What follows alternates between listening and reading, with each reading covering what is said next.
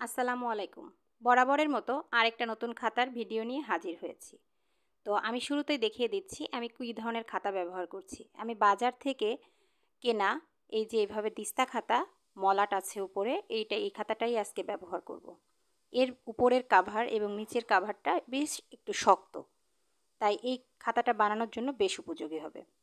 তো আমি এই খাতাটার কালারটা চেঞ্জ করার জন্য উপরে একটা কালারিং পেপার, ড্রয়িং পেপার আর কি, হার্ড যে পেপারটা, ওইটা সাইজ করে কেটে নিয়েছি এবং এই সাইজ করে ব্যাক এবং সামনে দুই জায়গাতেই আমি লাগিয়ে দিব। তো লাগানোর পর দেখতে ঠিক এরকম আসবে। আর এই লাগানোর কাজটা কিন্তু বেশ কঠিন। আঠা লাগানোর পর এটা আস্তে আস্তে লাগাতে হবে যেন কোনো কোনা বের হয়ে না থাকে। তো আমার একটা প্রবলেম হয়েছিল, সেটা হচ্ছে কাগজটা একটু ছোট ছিল খাতার থেকে।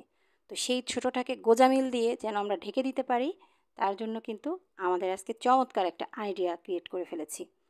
তো যাই হোক, এই কাজে আমাকে সবচেয়ে বেশি যে হেল্প করেছে সে হচ্ছে আমার ছাত্রী, এবং প্রথমেই আমাদের লাগানোটা ভুল হয়ে গিয়েছিল, তাই আমরা আবার উল্টে ঠিক করে নিচ্ছি। তা যাই হোক, লাগানোর আগেই বুঝতে পারছি, যদি পরে বুঝতাম তাহলে তো পুরোটাই বাদ হয়ে যেত, আমাদের আবার ডাবল করে খরচ হতো।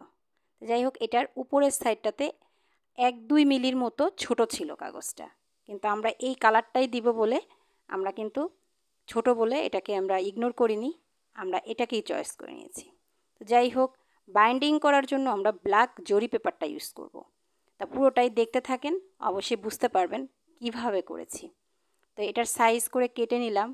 যেহেতু আমরা একটু ডেকোরেশনটা করব এমনভাবে, যেহেতু ম্যাথের ব্যাপার, গণিত, তা আগে থেকেই আমরা সুন্দর করে ছোট ছোট করে plus minus, pencil, scale, calculator সব কিছু কিন্তু কেটে নিয়েছিলাম।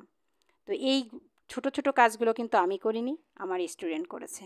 আর এই উপরের এই যে গ্যাপটা ছিল, ওইটা ঢাকার জন্য আমরা পিঙ্ক কালারের কালার পেপারটা ইউজ করেছি। এই ডিজাইনটা যদিও একটু মানে আমি অনেক আইডিয়া করে বের করেছি যে একদম নর্মাল দিলে কেমন দেখা যাবে, একটু ডিজাইন করি। তো দেখতেই পাচ্ছেন ডিজাইনটা দেওয়ার কারণে খাতাটার উপরের যে প্রবলেমটা ছিল ওটা কিন্তু ঢেকে গেছে।